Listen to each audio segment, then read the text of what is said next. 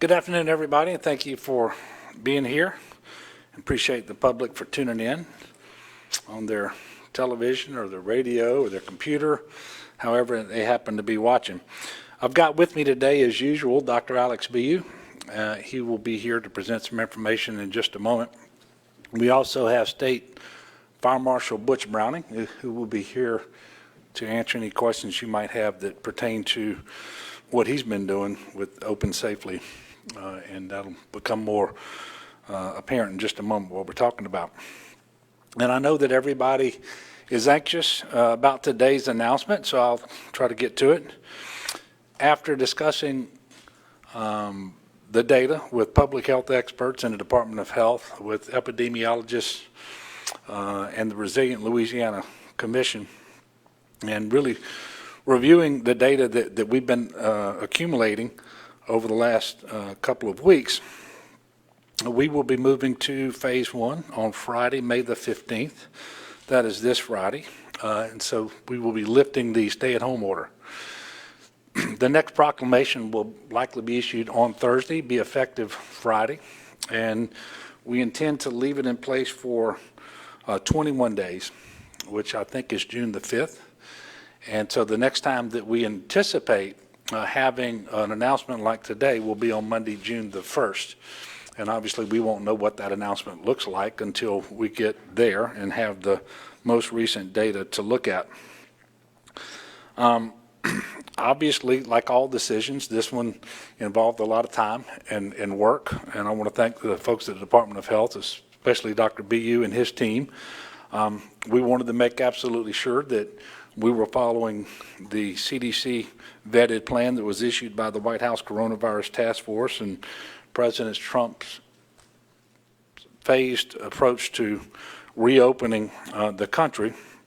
And I do believe that we are striking the right balance with this plan. And that balance obviously is between public health on the one hand in this public health emergency and re-engaging more of our economy, getting more of our businesses open, employers back to work, customers in our stores and restaurants, and so forth. Well, you're going to get some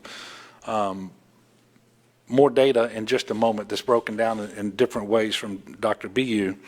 But I can tell you that statewide we meet the threshold criteria established by the White House based on declining COVID-19-like illnesses being presented to the hospital emergency rooms, based on cases, and you'll see in just a moment that's particularly true with respect to cases as a percentage of tests administered, which is one of the White House criteria, and with respect to hospitalizations.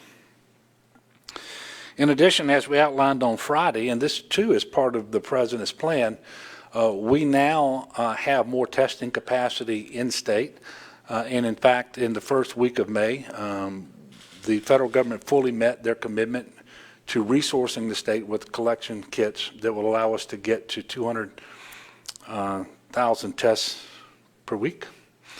And I'm sorry, per month. That would be a tall order per month, and so we feel much better about that as well.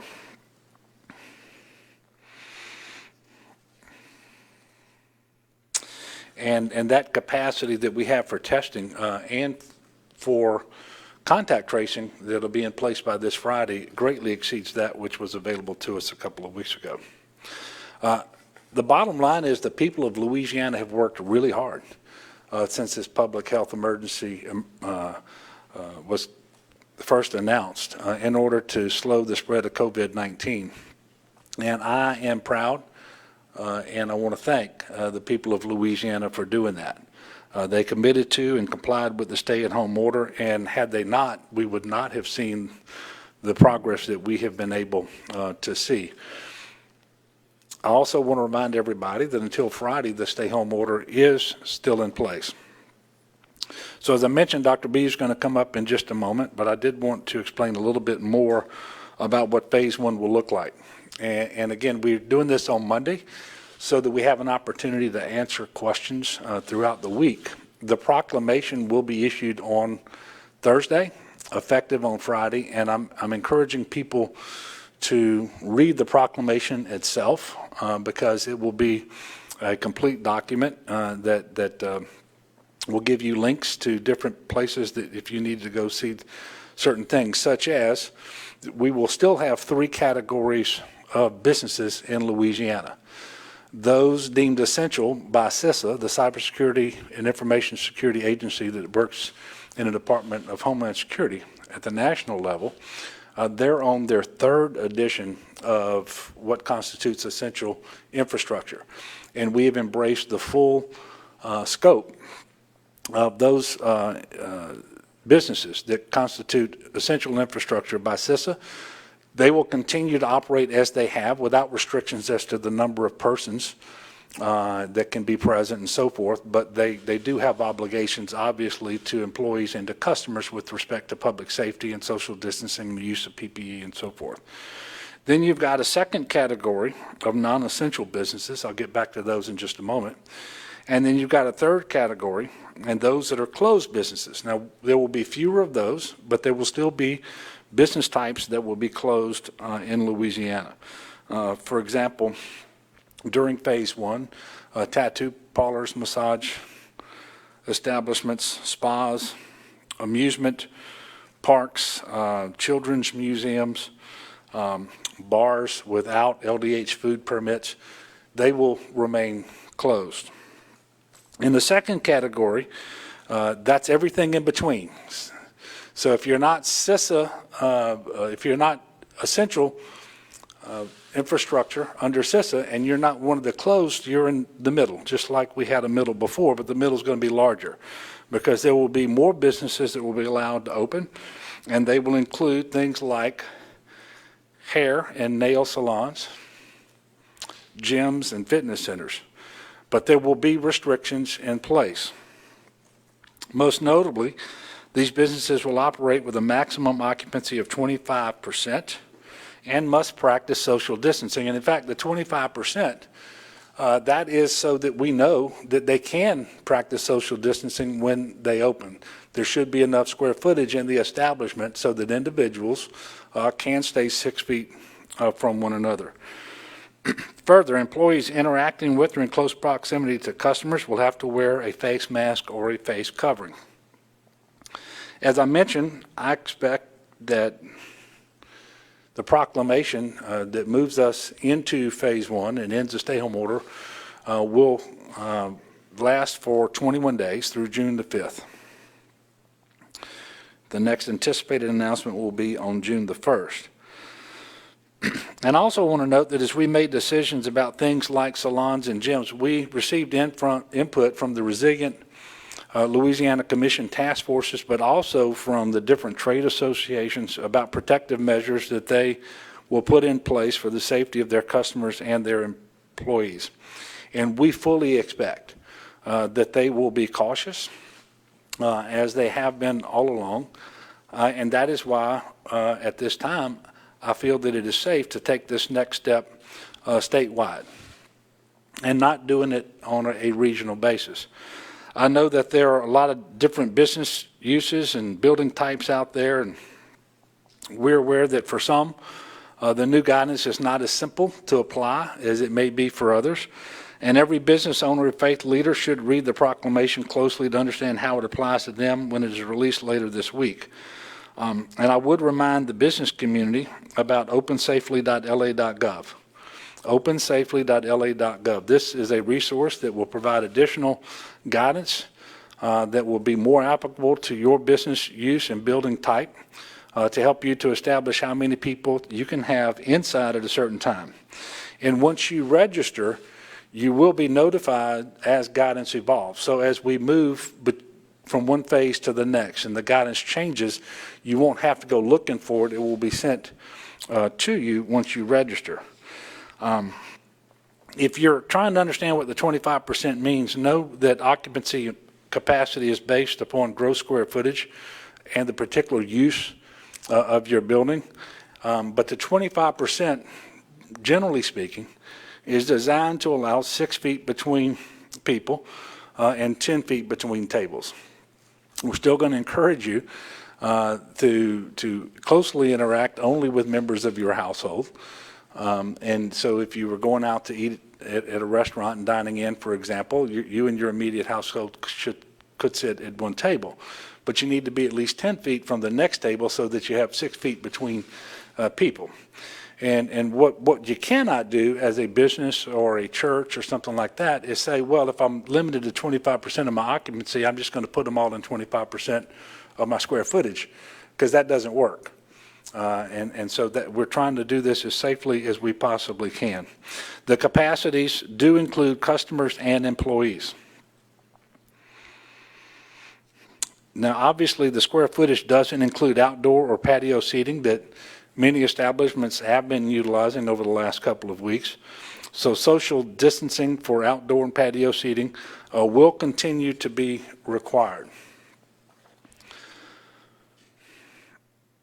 I know that this is different for our businesses and different for the public than the way we operated before the public health emergency, but it is required if we're going to cautiously move forward while giving our businesses the ability to serve more people, bring in more of their employees, while also keeping everyone safe.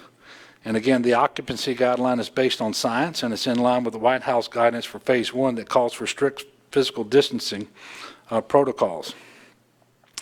And speaking of phase 1, I don't believe there's any distinction to be made between what's in the proclamation on Thursday, or what will be, and what was in phase 1 of the White House guidelines. So we've embraced those guidelines, and if there's a distinction to be made, it's that we moved early in some areas, like the resumption of non-emergency medical procedures and surgical procedures, and a couple of other areas as well. So the guidance to the examples that I just gave can be found by visiting opensafely.la.gov to get that information to prepare your business.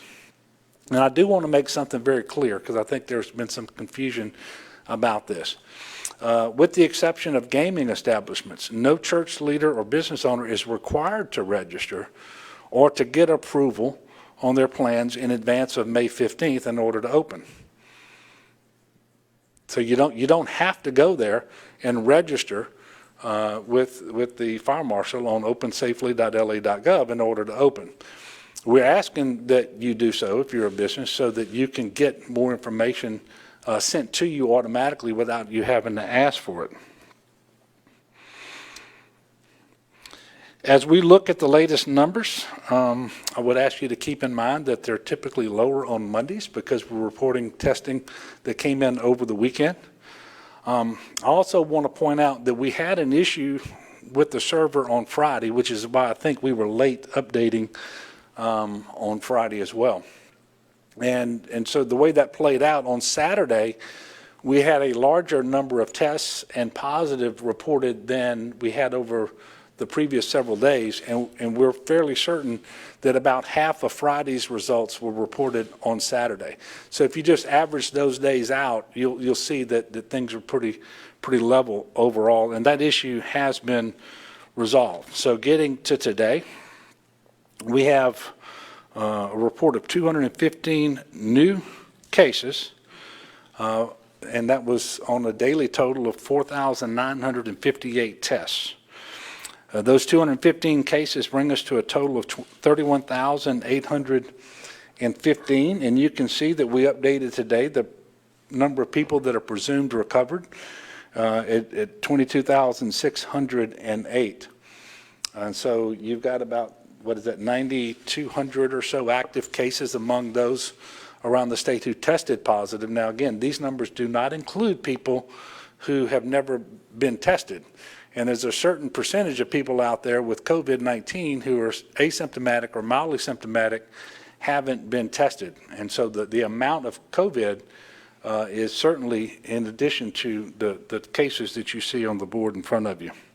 Sadly, we have 29 new deaths to report for a total of 2,242. We have now conducted and reported almost 221,000 tests in the state of Louisiana to date. So with that, I'm going to yield the podium to Dr. BU. He's going to come up and discuss the latest data. Once he is done, he will take questions about any of the data he presents. And then I've got the fire marshal here with additional information should y'all have any questions for him. And then I'll be back in just a moment. Dr. Bia. Thank you, Governor. So I'm going to walk you through some of the data that we looked at, and then talk a little bit more about phase one as we prepare for transitioning into phase one. So just as we did 2 weeks ago, the team at the Department of Health, the Office of Public Health, including our epidemiologists and internal experts in biostatistics rather, met with academic partners from Tulane, LSU, and went over the data that we have, some of which we're going to show you here to understand the trends that we're seeing in the three gating criteria for cases that we were looking at, or for the epidemic that we're looking at. We'll go to the next slide.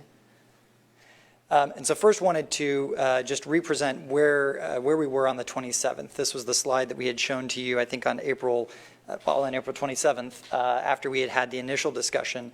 And what we had conveyed at that time, looking at the data, was that COVID-like illnesses, people presenting to emergency departments with symptoms of COVID as a percentage of all ED visits, were decreasing across the state. Cases, per our assessment at that time, were increasing in a few regions, Region 2, Region 4, and Region 8. And then in Region 7, the Shreveport area, we were seeing a general plateauing in cases at that time.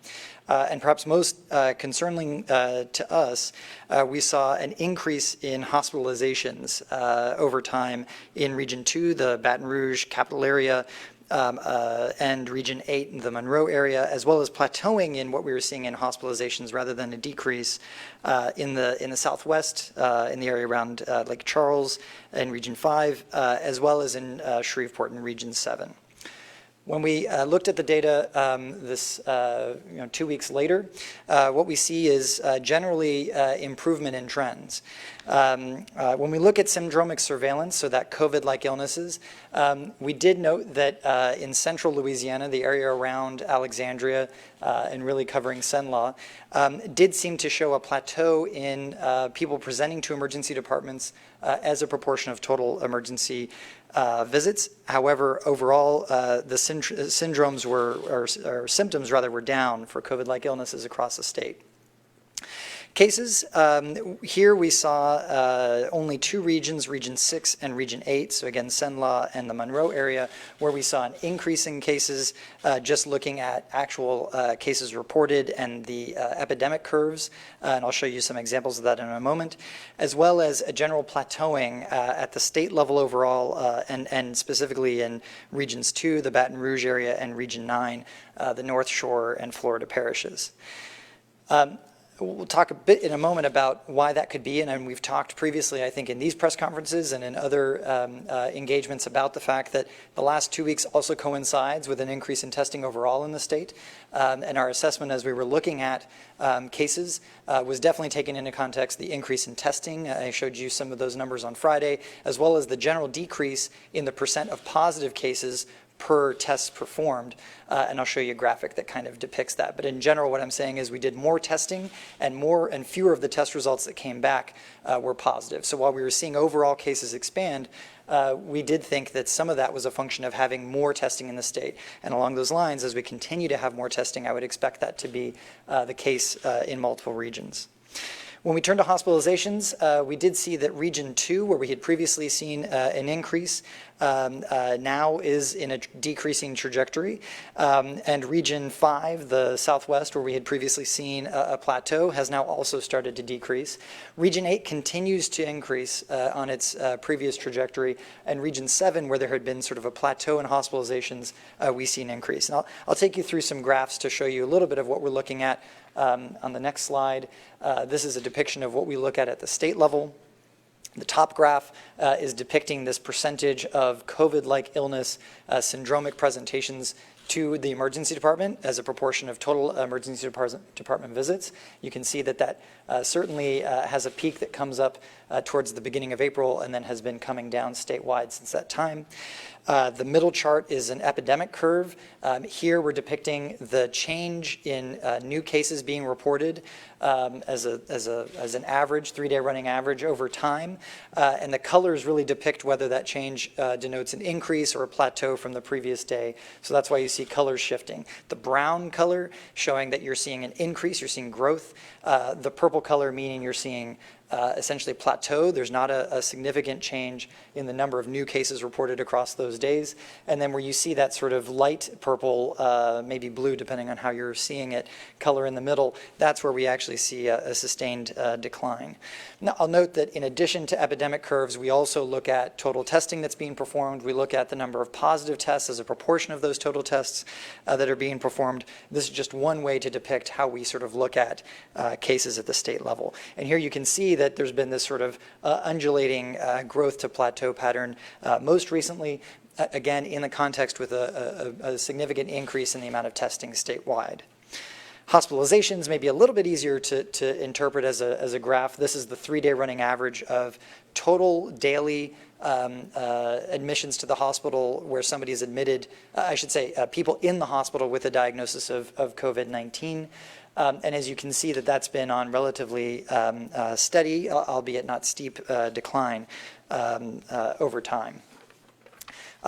Previously, we know that the first hot spot in the state, and certainly the hottest spot in the state, and one of the hotter spots in the country, was the Greater New Orleans area. And so what we see when we look specifically at Region 1, the Greater New Orleans area, is really a largely good story here. We're seeing that the syndromic surveillance of symptoms have been coming down steadily since a peak. We've seen the cases also coming down, obviously some plateauing, especially as we've seen some increase in testing in that region, and that's one of our more robustly tested regions. And then hospitalizations, again, a steady decline, even steeper than the overall state decline. Region 1 continues, it had much higher that went up, much farther to go, but it seems to drive a significant amount of the improvement in hospitalizations. I did want to highlight, though, the two regions that still give us some concern. We'll start with Region 7, the Shreveport area. And while we see that symptomatically we're seeing the same decrease that we saw in other regions and statewide, that people are presenting to emergency departments in Region 7 with fewer, as a proportion, fewer COVID-like illnesses, when we look at cases, you have this sort of, again, rolling plateau, maybe slightly decreasing trend in cases. And again, if we look at the last 14 days or so, we think that's probably decreasing. What I think is important to point out is Region 7 is another region that has a fair bit of testing going on. So this is in the context of a fairly good testing in that area as a percent of total population. Hospitalizations-wise, though, you can see what we were looking at before, where you have this plateaued graph, but then that tail most recently where there's been steady increase over the last 2 weeks. Now, that steady increase is definitely there. I will note that just given that the numbers in the region, the population is a little bit less than Region 1, what's being depicted there is actually an increase of about 44 total admissions over the last 2 weeks net. So it doesn't mean that there are hundreds of people in the hospital showing up each day more and more. However, I will note that we have about 380 admissions between Region 7 and Region 8 that were added net during the last 2 weeks. If we look at Region 8, we see, again, a similar sort of a little bit noisier plot when we're looking at syndromic surveillance, because, again, it's all about the volume of tests. The greater the numbers are that are showing to the emergency department, the smoother that curve will be. So in general, we see smaller numbers of people presenting to hospitals or emergency rooms, and it means for a choppier graph. But the general trend is down for symptoms. However, when we look at cases, especially looking via the epi curve, what we see is this sort of stepwise increase to plateau pattern. Again, we've been increasing significantly the amount of testing that we've been doing. We've been doing more testing, especially in the parishes that border Mississippi, and we'll continue to have even more sites there, like in East Carroll, Madison, and Tensas. And so we'd expect that there may be some flattening of the trend here in Monroe, though we hope certainly that we see an increase or a decrease over time. Hospitalizations, however, we've been seeing this stable increase again with some movement around this trend line that shows the last 14 days. Again, just to emphasize, while this trend is increasing over the last 2 weeks, that's a net of 4 hospitalizations. People are coming and going from the hospital, being admitted and discharged, but on the whole, there's been an increase of 4 net cases over that last 2-week period.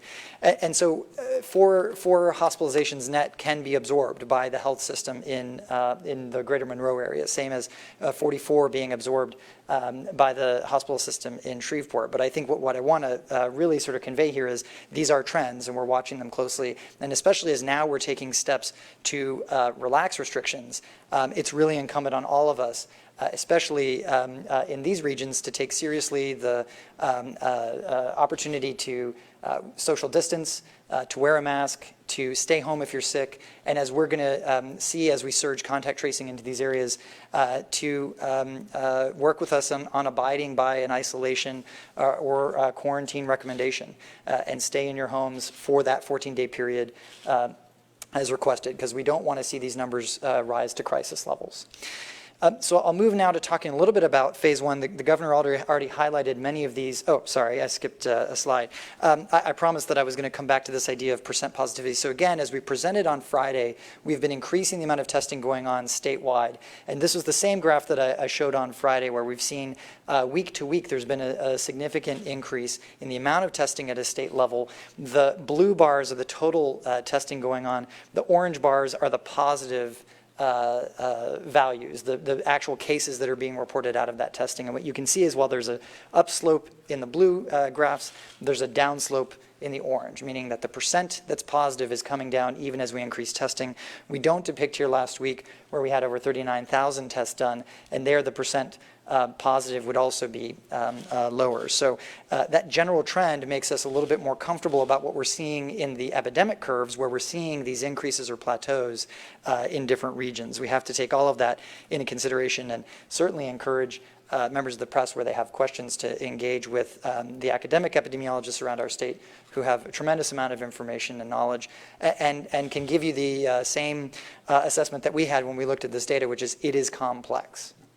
Next slide, I will now talk a little bit about what is in phase 1. And so again, through the Resilient Louisiana Task Force, the Office of the Governor, and looking at the White House guidance, the following are in the phase 1, safer at home, and can open with limitations, 25% occupancy, sanitation, and really critically, that 25% needs to be to accommodate spacing, to accommodate keeping individuals 6 feet apart from each other if they're not from the same household, tables 10 feet away from each other so that there's room for people to walk by without causing problems. And so here you have churches, solo and non-contact sports, barbers and salons, as the governor said, museums, zoos, and aquariums, especially where they don't have tactile exhibits. So if you're keeping spaced in between the party in front of you and behind you, you're not touching things, you're wearing masks, sanitation and symptom checking is happening at the entrance of these facilities, we think that these can open. Gyms and fitness centers in malls for stores with exterior entrances, they'll be able to have people coming in as well.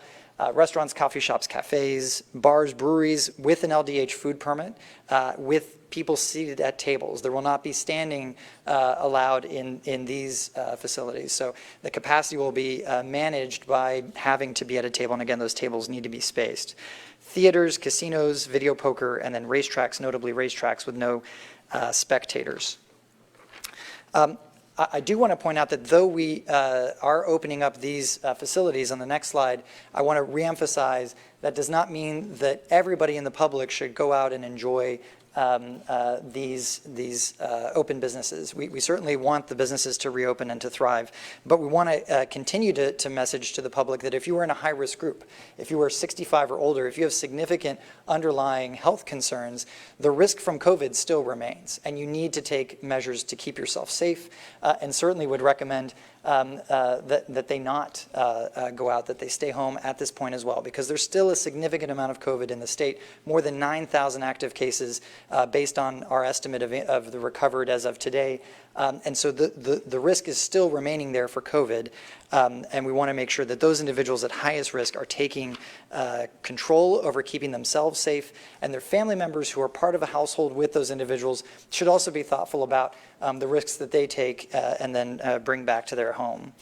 On the next slide, I think what we wanted to emphasize is that what we're talking about here is not a return to pre-COVID,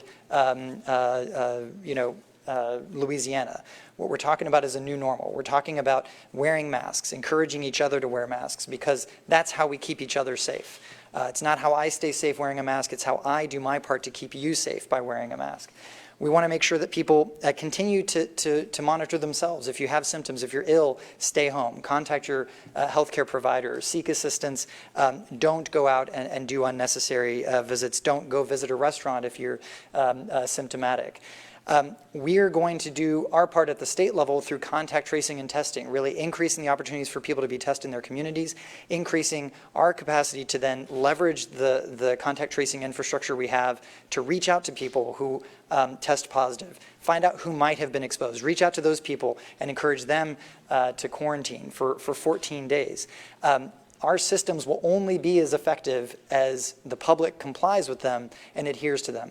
Out of a desire to stop the spread, out of a desire for us to move into phase 2, we all have to take that upon ourselves. And that's something that we can do as citizens for the state. And again, wearing masks in public, staying apart from each other, and staying home with sick are key components of that. There's a lot of information that we've just conveyed, a lot of information and questions that people will no doubt have. So on the next slide, we just want to highlight for the general public, 211 has been our trusted resource since the beginning of this epidemic. We've encouraged you, members of the public, to reach out to them. We continue to give them updated guidance. They continue to be your best resource for questions, especially about your local neighborhood. We also have coronavirus.la.gov, and we will be putting guidelines also on ldh.la.gov/coronavirus. For businesses, the Office of the State Fire Marshal created the opensafely.la.gov website, which has a wealth of information for businesses that should be practical, meaning if you go there, you're registering for your business, you'll get information that helps you understand how you can keep your patrons safe, which is what your patrons are going to want to feel comfortable coming back to your facility, and it's what we can all do to make sure that we continue to open safely and we don't risk having to pause or go backwards. And so as the governor said, we'll continue to monitor the data over the next 21 days and hope that we continue to see improvements, if not even greater improvements over time, knowing that we're also doing our part through contact tracing and testing. Thank you all. So I'm happy to take questions. Sam. Dr. B, when you guys announced 2 weeks ago that we were extending the order, you pointed to a very similar chart that you put up a few slides ago where we had the increases and the plateaus. I'm wondering why, when we had those red increases and plateaus in various regions, 2 weeks ago that meant we couldn't reopen. Today we still see those. It seems to me like we maybe aren't meeting the 14-day thresholds the White House recommends. So why are we still allowed to reopen now? The White House guidance? So I think what I was trying to convey when we went through that spreadsheet, through that table, is that certainly if you look at cases, you see that there's more plateaus listed. I think that there are actually fewer increasing parishes. But more importantly, what happened over the last 2 weeks, we significantly increased the amount of testing. And you saw that in the bar graph, where we understand that as we increase testing, we're going to see more cases known. And so what we present in that table is the truth, that we are seeing plateaus in cases there, we're seeing increases in certain regions. I think, though, when you then have to assess what does that mean for moving forward, we have to look at that in a bigger context. And I think we've had this discussion come up during press conferences before. Well, and actually in committee in the legislature, as we increase testing and we see more cases, does that mean that we will forever be shutting down the state? And what we've always answered is no. We also need to look at what's going on with people presenting to emergency departments with symptoms and what's going on with hospitalizations. And both of those are rosier pictures than they were 2 weeks ago. Even with the plateau in symptoms in Region 6, overall the state continues to show a downtrend in the other regions. And when you look at hospitalizations, yes, certainly we are not happy that Region 7, that the Shreveport area, saw this trend from plateau to increase. But there were other regions that were concerning to us previously for plateau or increase in Region 2, a much more populous area, and those have changed to decreasing. So the challenge, I'll say, from our perspective in public health and with talking to public health experts, is there is no playbook, even with the White House guidance, there's no playbook on how you can deem that your state is 100% ready to reopen. But what we need to look at is, overall, do we see the trends in the right direction? Do we think that that trend is in the right direction with, frankly, less adherence to stay at home, which is another consideration that we had in our discussions as well. We know more people are out and about over the last couple of weeks because we've been encouraging people to go out and about and enjoy the outdoors. We've seen more traffic on the roads. And so if we're still seeing these general trends decreasing while we're seeing more activity, it's a heartening sign. Even if you just look at the actual metric, it says something like increasing. Linda. Outside of the occupancy limits, are there any other limits on the size of public gatherings? I know obviously under the stay-at-home order it's been 10 people. Are those kind of limits being extended in any fashion, or is it just the occupancy rate? So for gatherings, we're still recommending small gatherings. For facilities, we're giving the occupancy level. Is that? So there will be no. I mean, I don't think there's going to be any change to the gathering guidance in this phase. The occupancy level is for people who are now coming into establishments where we're controlling the amount of spacing, the symptoms checks at doors and the like. And I think this is a question for the governor, but I'm already seeing some criticism from various business groups about the 25% occupancy limit and the idea that some businesses, they can't afford to reopen if that's all the space they're going to have. Yeah, well, that's obviously unfortunate, and the goal isn't to keep them from reopening. It's trying to balance safety on the one hand in light of this public health emergency and the need to open more stores and get people back to work and get more customers into these stores and restaurants. And if you look, I think I haven't done an exhaustive analysis state by state, but if you look at them, 25% is pretty common across the country. And in states that never reached the level that we did in terms of our cases per capita and the type of hotspots that we've had around the state, principally in New Orleans and in Jefferson Parish. But that 25% is designed to allow for the strict physical distancing, social distancing that is called for in the White House guidelines. So it wasn't arbitrary. It wasn't some number that was just picked out of the air. It corresponds to the square footage of the business and trying to make sure that people can engage in those businesses safely. I would point out a couple of things that on the Safer at Home slide for phase one that Dr. BU went through. The 25% limit on solo and non-contact sports doesn't apply to the team, so you don't have to field 25% of a baseball team. For example, but it does apply in the stands, and so obviously if you're outdoors and you can spread the spectators around the outfield and the sidelines and so forth, then that'll be fine. So with that, I'll take more questions. Yes, sir. Governor, under what circumstances would it cause you to roll this back? I mean, you're obviously going to keep monitoring it. There's a chance you said spike COVID's still here. What would you have to see to roll back these? Well, we're looking at the data every day when it comes in, and if we saw a spike in cases and that was more than you would expect to see just because you were increasing your testing capacity, that actually caused an increase in hospitalizations, then you've got to take a real serious look. And you got to try to figure out, is this something we can keep a lid on because of the additional testing capacity and the contact tracing capacity that we have. And we'll just be talking about that as we go with Dr. BU and his team, but we're also talking to the elected leaders from whichever region that might be taking place in. Yes, sir. Okay, that's exactly the scenario in Monroe where you have cases increasing and hospitalizations increasing. Maybe this is a question for Dr. B, but is that because of the testing results are just not coming in, that testing was increased there, or were they not really adhering in that area to social distance? Well, I mean, I can't know for certain. I don't have any reason to think that the folks in Region 8 and the Monroe area were less adherent to the stay-at-home than people elsewhere. You know, not every place is affected to the same degree and at the same time as other places, and thankfully that's so. So when we saw the huge increases in cases in New Orleans and in Jefferson Parish, that didn't play out everywhere, and sometimes you get them later. And I would submit to you that things don't really happen in isolation. And so if you want to look at Monroe and Shreveport, for example, you probably also need to look at Dallas and Jackson, Mississippi, just to see kind of what's happening along those corridors. But Leo, I would point out that there's a net increase of 4 hospitalizations over the last 2 weeks in Monroe.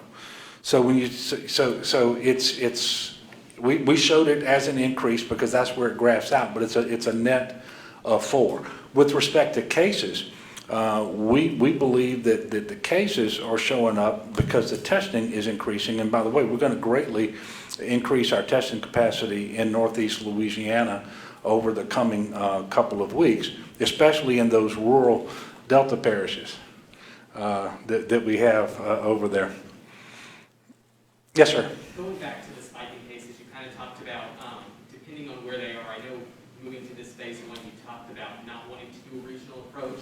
Or if some things maybe have to close down or more restrictions go in place, depending on the spikes, could you be looking at a regional? Yeah, I think it's entirely appropriate to consider, and of course we don't have it yet in front of us, and when we do, we'll look at it. If we ever have to slam on the brakes in terms of easing the restrictions, and it might be that we do that by region as opposed to the approach that we've been taking thus far, which is to do things at the statewide level. And again, I feel comfortable with the approach to do this at the statewide level, and I would tell you that if you pull out the phased guidance from the White House, from the CDC, that we do meet the requirements to go to phase 1. And there's no doubt, whether you look at the information in Globo or by region, we're much better off today than we were a couple of weeks ago. It's a conversation that I had actually on Saturday with the Vice President, and again today at a video telephone conference. But also I was able on Saturday to talk to Dr. Fauci and a separate conversation with Dr. Giroir. And Admiral Giroir is over testing for the country, and he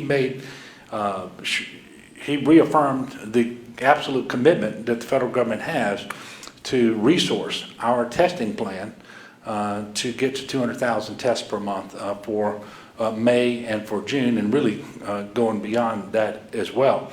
All of that played into to the decision that we have. And I'll tell you, if you look at the data that Dr. Bio presented, and the overall trends are positive for the state of Louisiana. And I think it bears mentioning because it's, in some ways it seems like yesterday, in some ways it seems like a year ago.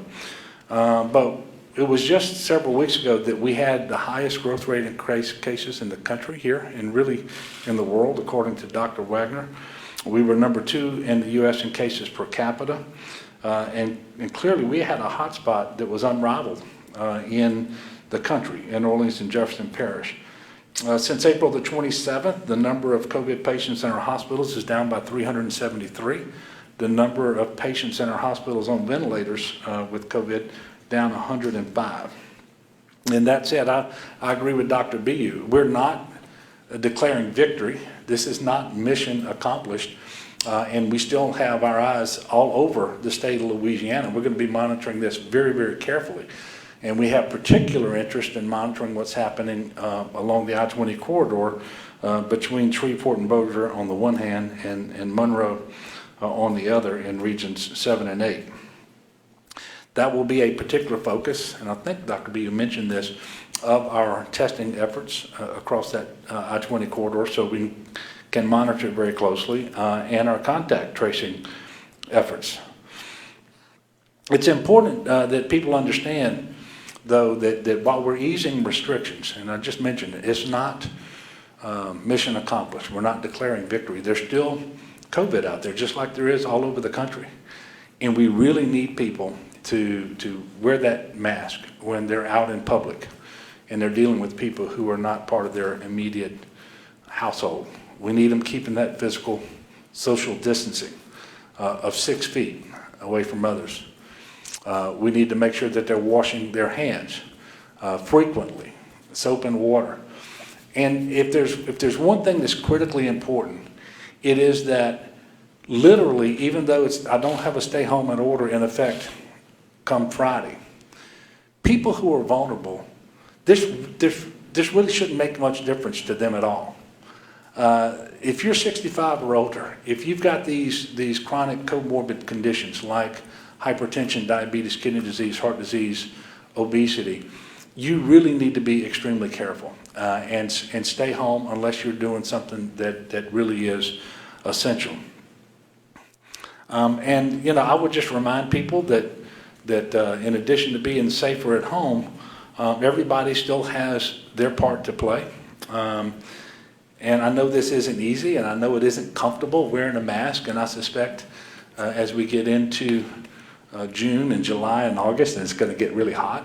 But it is incredibly important for people to do that, because we don't want to have to go backwards. The worst thing we can do for our economy is to have starts and stops.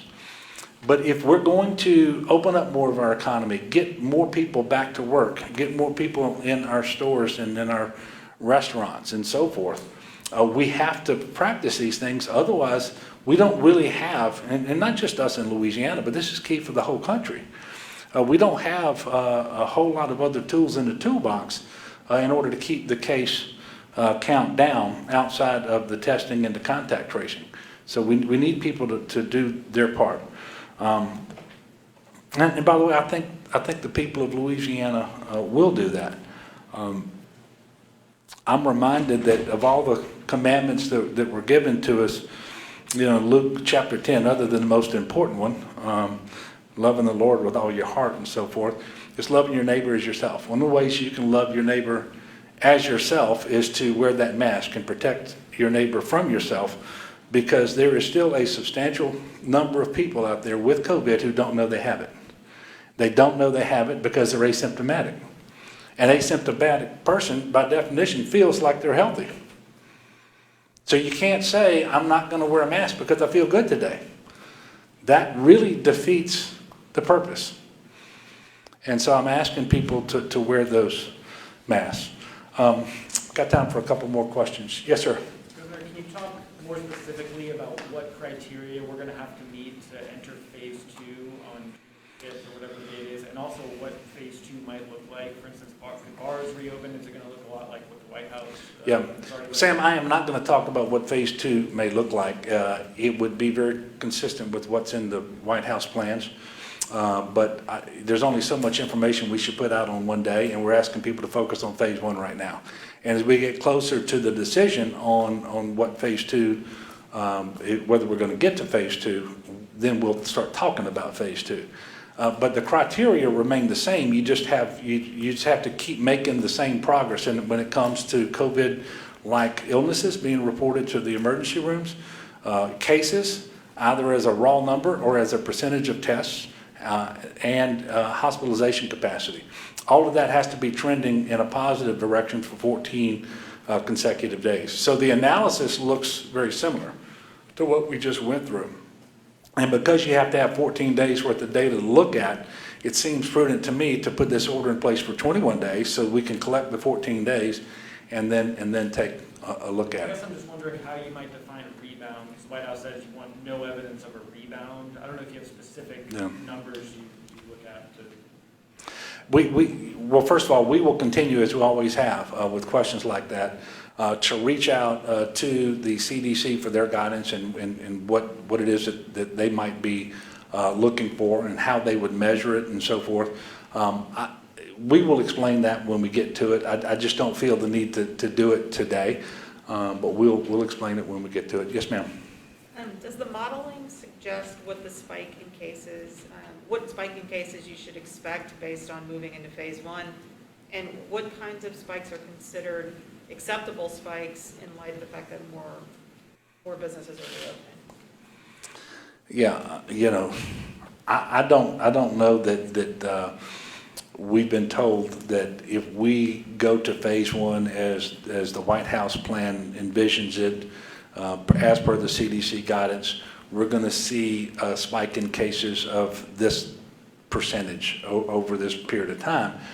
And I don't know that they can be very precise, but I can tell you this: everything that we're doing, we believe is safe, so long as the people do what we're asking them to do with wearing the mask and keeping the 6 feet distance and washing their hands and staying home if they're sick and making sure that they understand that if they're vulnerable, that nothing really should change for them.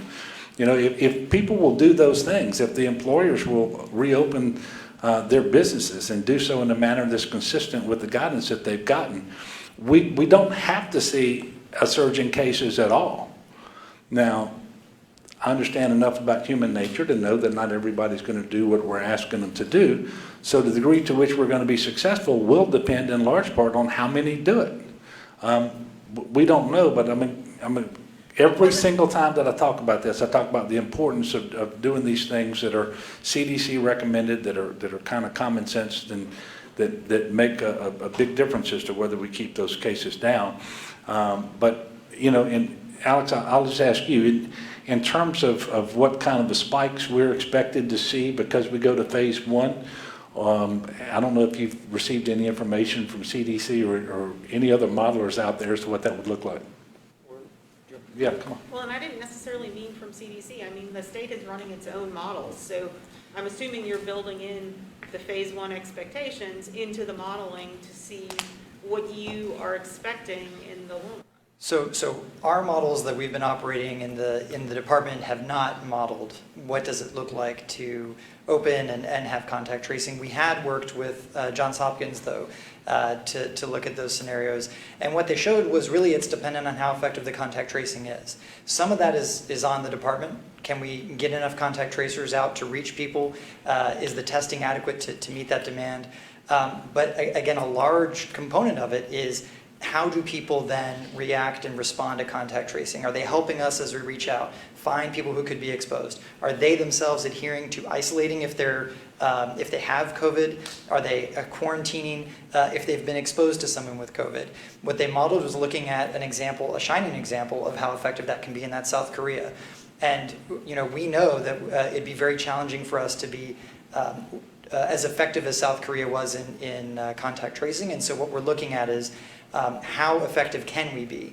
And that's hard to predict. Again, models don't predict, but what they told us is if we're not very effective, if we don't have adherence and participation in contact tracing, we should expect that there would be a challenge and that we would see a growth in cases again, and that we would have you know, the same kind of picture that we had going into this. And that's why we keep emphasizing how important it is. There's only so much the state can do. We really need everybody to do staying at home, wearing a mask, and adhering to quarantining if you're asked to, because that's how we're going to stop the spread, put a ring fence around COVID cases as they develop, and keep them from spreading in our communities. So that's at least what I can say about the modeling. Last question, everybody. And I think, Melinda, to further answer your question, it is possible when you look at the cases that are developing, especially as a percentage of the tests given, and at hospitalizations over time, you can predict the rate of transmission, the R naught, and kind of know where it is based on that. And so we know that as a state right now where we are, we know it, I say when we know it, the models tell us where we think we are at the state level, and each region, and we're going to continue to look at those numbers as we move forward. And so when the R0, if it should increase, we will take a look at that and see how significantly it increases and so forth. All right, I've got one more. Well, no, I'll go ahead and do two more. Leo and then Greg. Okay, many parents are asking, when can daycare centers reopen? Well, about 30% of the daycares never closed.